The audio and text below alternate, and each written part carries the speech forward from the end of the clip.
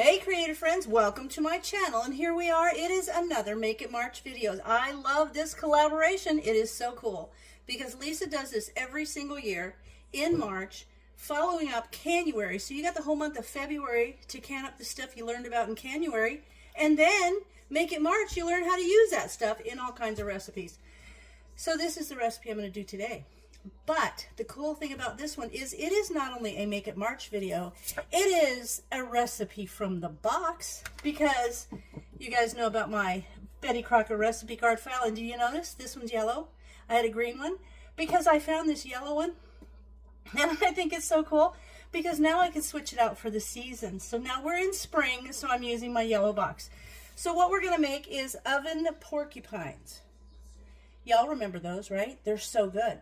But what am I going to do to make this a recipe for Make It March using my home canned items?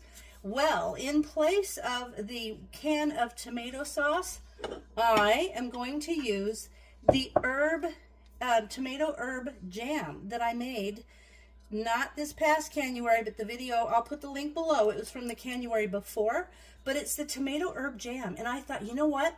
That is going to create an awesome flavor for this classic recipe of oven porcupines. So I'm going to tell you, there's like 2 stages that you have to do this recipe in. That's the second stage. The first stage, and this is where the ingredients are, I've got my oven preheated to 350. It tells me to use an 8x8 baking dish, but I'm going to use my cool little round one. It's 8 inches around, so to me that's the same. And then you need a pound of ground beef, which I have right here, and a half a cup of uncooked rice. I have that there. And then I have a half a cup of water, which is right here, and a third a cup of chopped onions. And do you see how my onions, they might look a little like they kind of shimmer? That's because they're frozen. Because what I'll do is I'll go to a big box store and buy a great big package of onions, and then I chop them all down and I freeze them. This way I can just take my third of a cup and I can scoop them out, and it's perfect. I don't have to chop onions every single time, and this way they're always super fresh too. So then I've got that, and then I've got a teaspoon of salt and half a teaspoon of celery salt with 1/8 of a teaspoon of garlic powder and 1/8 of a teaspoon of pepper. Now, all of these things are going to get blended together in this bowl, and then I'm going to make little meatballs, and I'm going to put them in this pan, or in this baking dish. Then I'm going to use the same bowl because it doesn't really matter. And normally you would use the 1 can, 15-ounce can of tomato sauce, but I'm going to use my tomato herb jam. And then a cup of water and 2 teaspoons of Worcestershire sauce. And you mix all that up, you pour it over the top of the meatballs, and then you can cover it with aluminum foil. I'm just going to put the lid on. Bake it for 45 minutes, then take the cover off and bake it for 15. So simple, right? So there I've got my meat, and now I'm just going to mix all of these things in. It's going to be so good. And it's so much fun. I love the fact that I am combining a recipe from the box with a Make It March. Like, why not? So that just shows you can take recipes, and I'm using a gloved hand only because I feel like I should. Anyway, you can take a recipe that you have, like this one that calls for the tomato sauce, and maybe add something in from your pantry. Like I'm going to use this tomato herb jam. So I think, you know, you can use your canned goods in a standard recipe. Just find out where they might fit in to take the place of something else. Now you can see this is very wet, but it has to be. It's got to be, because it needs it for the rice.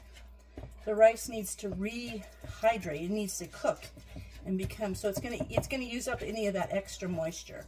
So I've got that mixed in nice, and I feel like I want to add some breadcrumbs, but I'm not going to. I'm going to follow the recipe because I just feel like this is going to be, I keep thinking it's too wet, but it's not because the rice is in there. Okay, so now I'm going to take the lid. I'm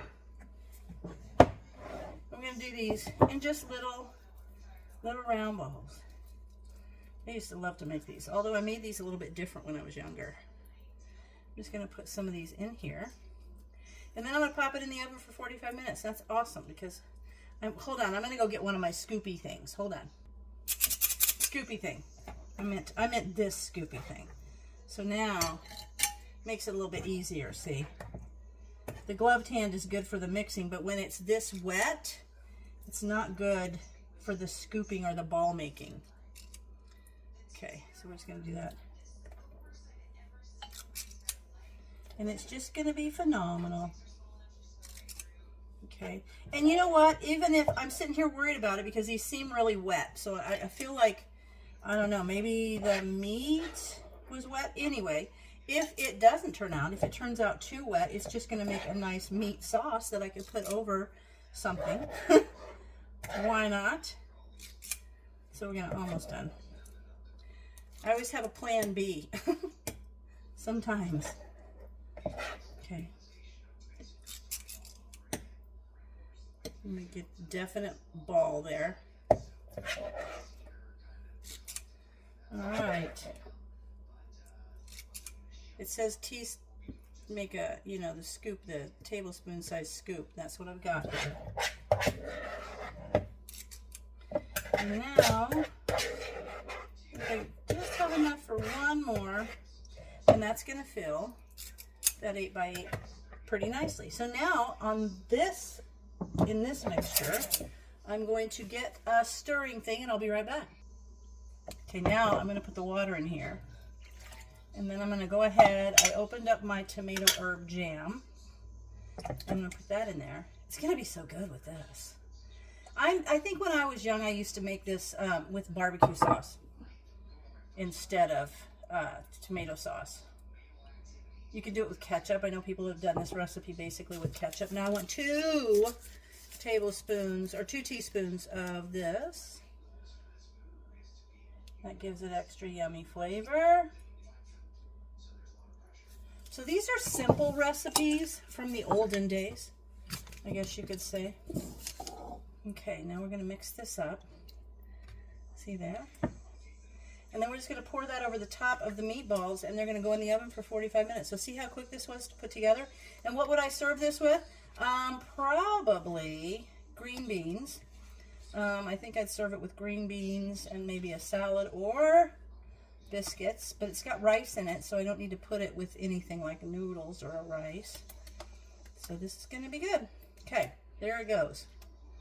All right, that's good enough. And now it says, stir together and pour over the meatballs and cover with aluminum foil and bake 45 minutes, uncover for 15 more. So we're going to just cover the meatballs with this. And I like the fact that the tomato jam has got, you know, chunky pieces in there. I'm going to work that down around the sides. Now I'm going to put the lid on. I'm going to come back in 45 minutes and take the top off and let it go 15, and then I'll show you what it looks like. All right, the timer went off, and I am going to get it out for you so that we can take a look. My little hot pad there. It smells really good. I think that tomato herb jam is perfect for it, honestly.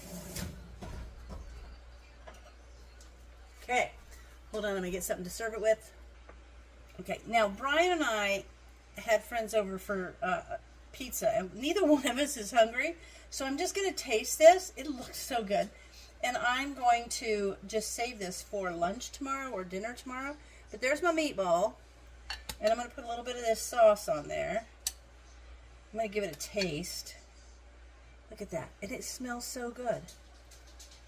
See in there? See the little rice. Hang on.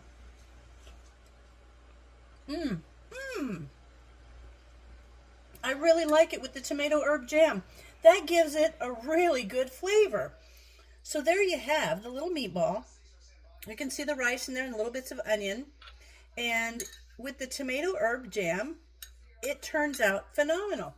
So I just want to encourage you to look at some really good old recipes, things that you're already cooking, and see what you can substitute with things from your pantry. So this would have just been a tomato-y thing, but because I put the tomato herb jam in there, it has a whole different flavor, and it's terrific. Now remember, be sure and look in the description. I'll put the link of where I made the tomato herb jam, but more importantly is the list of everyone's participating and all of the videos, and it's just amazing for you. Go over and check out all the channels and catch up on all of the Make It March videos if you haven't seen them all, because the recipes are terrific. And as always, thanks for watching, and I'll see you in my next video.